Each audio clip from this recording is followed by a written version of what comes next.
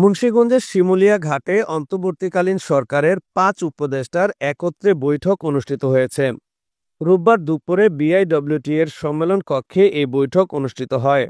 বৈঠক শেষে উপদেষ্টাগণ সাংবাদিকদের জানান, শিমুলিয়া ঘাটে আন্তর্জাতিক মানের পোর্ট হবে।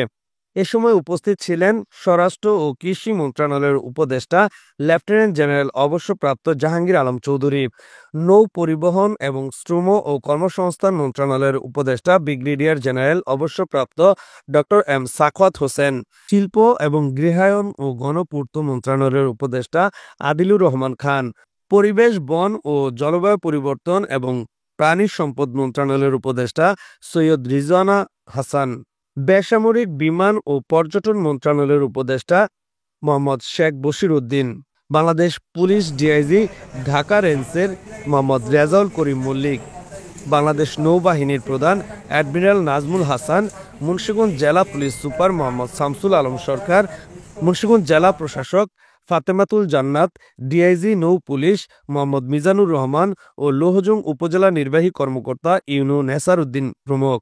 মোহাম্মদ জাহাঙ্গীর আলম, নিউজ ৭১.টিভি, মুন্সিগঞ্জ।